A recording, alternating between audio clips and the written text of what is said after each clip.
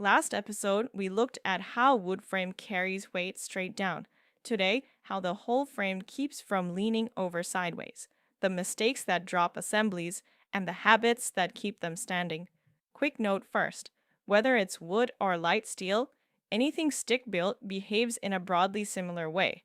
Right, the materials handle loads differently, but the principles carry across, so most of this applies wherever you've got a frame of small members. Now, a frame of vertical studs and horizontal plates has a weakness. Push on it sideways and it wants to lean, the whole rectangle racking over into a leaning parallelogram.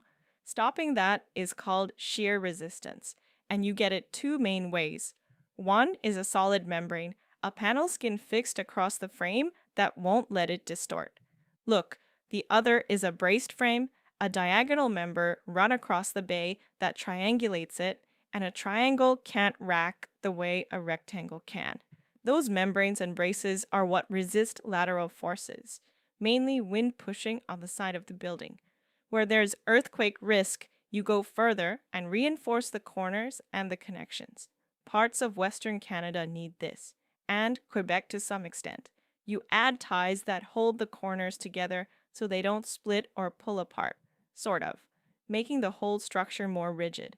And there's a nice overlap here. A lot of what you do to resist wind also helps in a quake. It's worth tying this back to the rest of the topic, because the same instinct runs through all of it. Keep the assembly continuous and contained. Stop thermal bridging so you're not bleeding energy through uncontrolled paths. Stop fire from creeping into the wall and floor cavities, kind of, where it could run through the building unseen, contain everything, the load, the heat, the fire, inside the system you designed. So where does it actually go wrong on site? A few classics. Fasteners. Honestly, the code tells you how often to nail, and people skim, sometimes to save time, sometimes just not understanding why it matters. Space the nails too far apart, and you've quietly compromised the whole connection. Bracing, and not just in the finished building. The structure has to be braced while it's being built, too. There are plenty of stories of walls stood up and left overnight without temporary bracing, that simply fell over by morning and had to be built again from scratch the next day. And overloading spans, asking the structure to do something it was never designed for.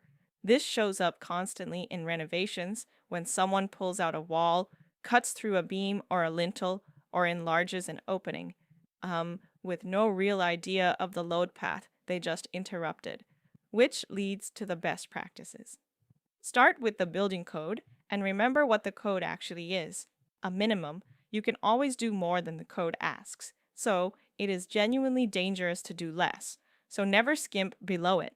Where there is seismic or hurricane risk, those corner and connection ties aren't a nice extra, they're code mandated, so put them in.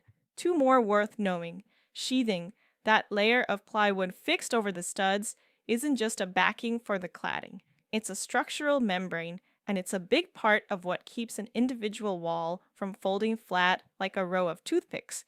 And engineered wood products, the manufactured beams and members, are generally better than plain sawn lumber because they're made in a controlled environment and calculated to known tolerances. When the job calls for reliable performance, they're worth specifying. So the frame stays up because you gave it shear resistance, sheathing or bracing, reinforced the corners where the ground shakes, nailed it the way the code says, braced it during construction, and never asked a span to carry more than it was built for. The code is your floor, not your ceiling. Now, next time we pull all the way back from the details and ask the biggest question of the topic. Out of every material and system available, how do you choose the right assembly for this building, for its whole life?